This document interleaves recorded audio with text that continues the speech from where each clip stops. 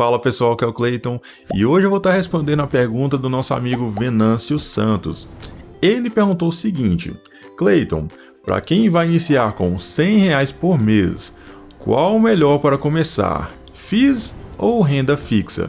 Primeiramente, Venâncio, parabéns por estar dando esse primeiro passo, tá bom? Investir sempre é o melhor caminho, vai por mim.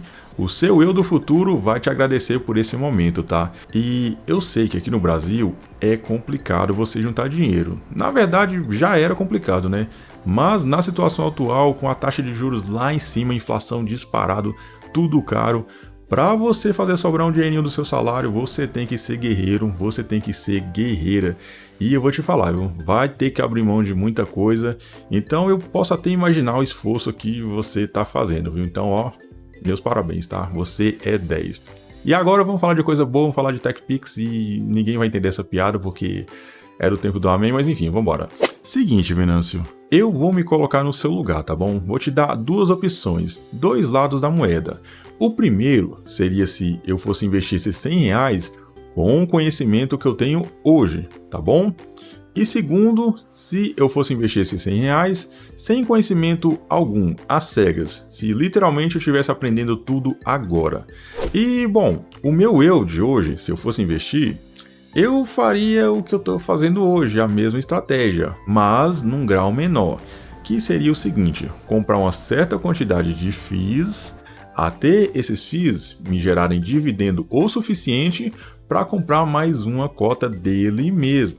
E para esse exemplo eu vou usar o MXRF11, um fundo baratinho, acessível a todos e paga ótimos dividendos. E eu sei que vocês gostam muito também, tá?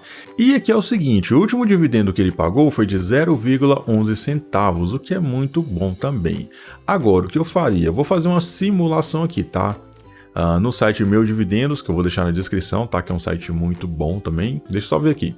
Ele custa R$ 9,65, certo?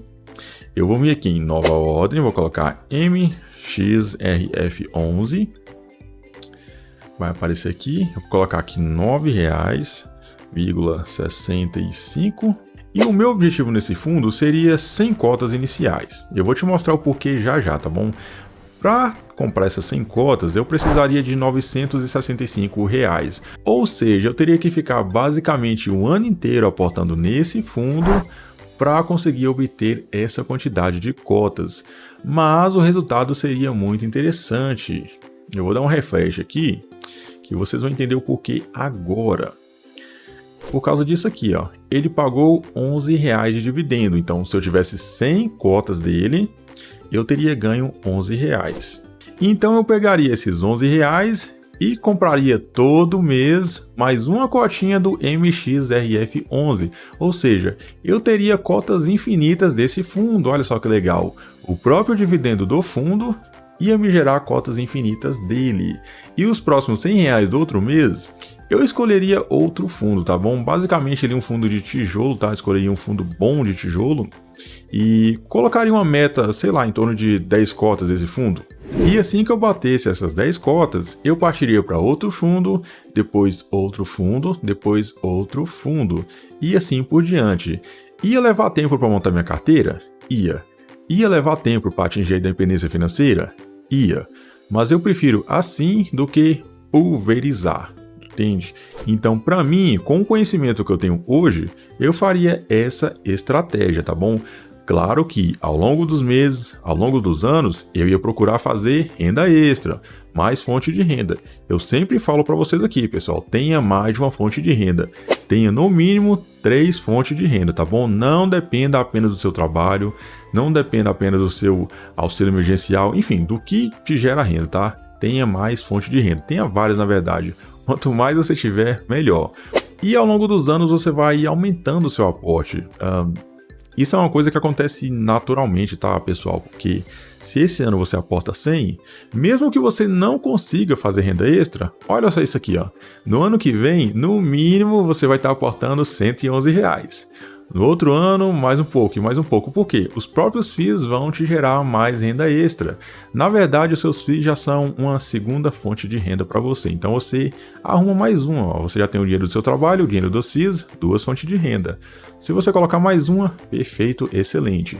E ao longo dos anos, esse monte vai crescer, vai virar uma bola de neve, vai te dar mais e mais dinheiro até você conseguir alcançar os seus objetivos, tá?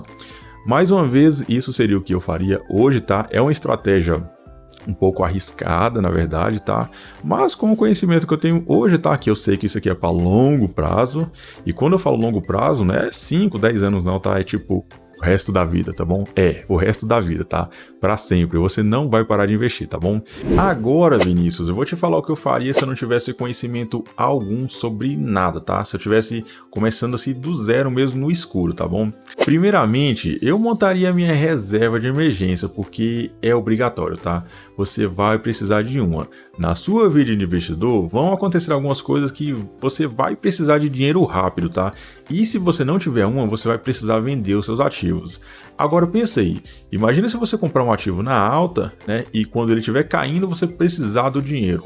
Você vai ter que vender na baixa, sair no prejuízo e provavelmente não vai mais voltar para a bolsa de valores. Então, tenha sua reserva de emergência. Inclusive, eu fiz um vídeo sobre reserva de emergência, tipo, de quanto você precisa, né? Qual seria o valor da sua reserva de emergência, onde você pode estar guardando a sua reserva de emergência. Enfim, vou deixar no card aqui em cima e também vou deixar na descrição desse vídeo, tá?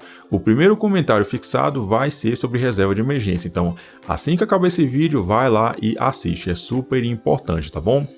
Agora, vem a parte um pouco mais complicada, se é que eu posso dizer assim, né? Porque se eu tivesse começando agora, com certeza eu ia estar muito empolgado, eu ia estar fazendo aquelas matemáticas malucas. Não, se eu colocar 100 reais aqui, daqui a 10 anos eu tenho 1 milhão, se eu colocar 100, 150 eu vou ter 2 milhões em 5 anos, eu vou ficar rico, isso e aquilo.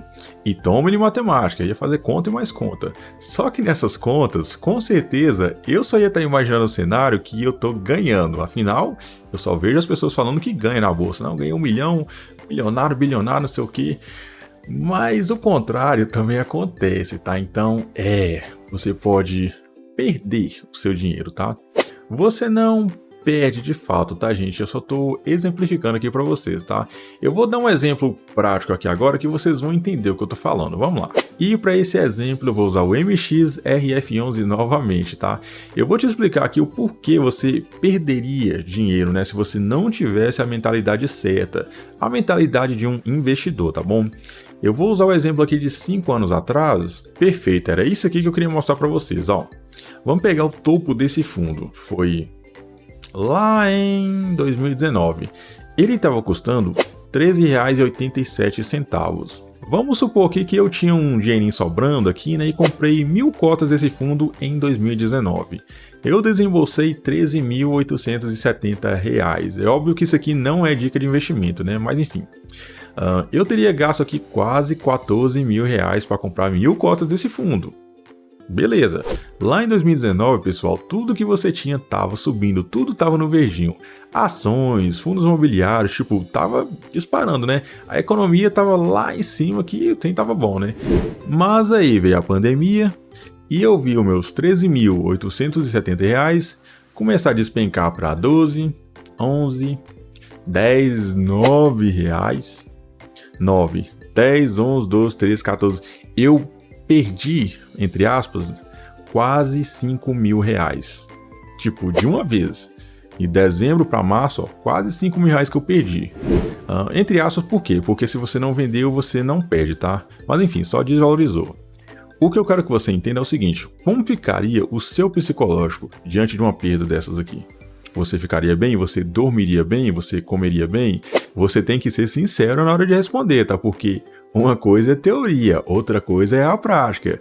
E na prática o bicho pega, viu, meu amigo? Eu tô preparando um vídeo aqui da vez que eu perdi R$ 10.000 na bolsa, né? Perdi entre aspas, porque eu não vendi, né? Mas eu vi o meu patrimônio cair tipo R$ 10.000 em um mês e... Ai, caramba, só de lembrar isso aqui, eu vou te falar, não é fácil não, viu? Você entendeu mais ou menos como funciona a renda variável, Venâncio? É isso aí, uma hora pode subir, uma hora pode cair, tá? A gente tá suscetível às mudanças, né, do cenário econômico e tudo mais. Enfim, uma coisa que acontece, sei lá nos Estados Unidos, pode abalar o mercado aqui no Brasil e, tipo, do nada seus ativos podem cair, que é uma beleza, tá? Então, cara, você tem que ter isso em mente, tá bom? A longo prazo, eu te garanto, se você escolher boas empresas, bons FIIs, você vai ter um resultado excelente.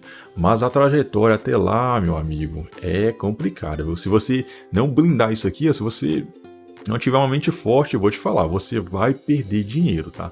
Vai perder dinheiro com certeza. Então, estude bem, tá? Se você escolher bons FIIs, não tem problema, fique tranquilo, tá? Agora, se a resposta daquela pergunta que eu te fiz mais cedo, lembra? Se você ficaria confortável em ver o seu dinheiro desvalorizando, se eu, que estivesse começando agora, respondesse que eu não me sentisse confortável, que eu não gostaria de ver o meu dinheiro desvalorizando nem um realzinho sequer, aí eu partiria para renda fixa, tá bom?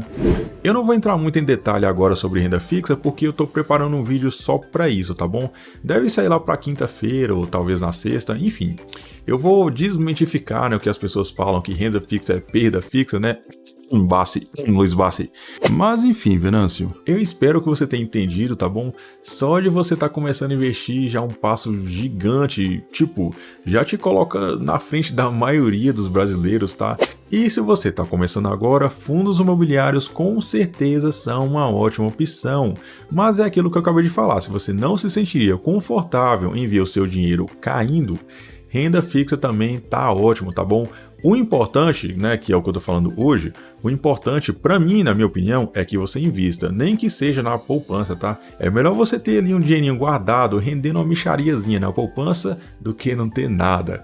E se você ficou aqui até agora, muito obrigado de coração. Comenta aí embaixo o que você achou do vídeo, se gostou, se não gostou. Se você tem a mente blindada, que não se importa em ver o seu dinheirinho caindo ali, que você sabe que a longo prazo vai voltar, vai subir. Ou se você é aquela pessoa ali que tem aquele receio, aquele medo, né, que não gosta de perder nem um realzinho sequer, comenta aí, tá? Eu quero saber de você, tá? Eu quero ver o seu perfil de investidor, tá bom?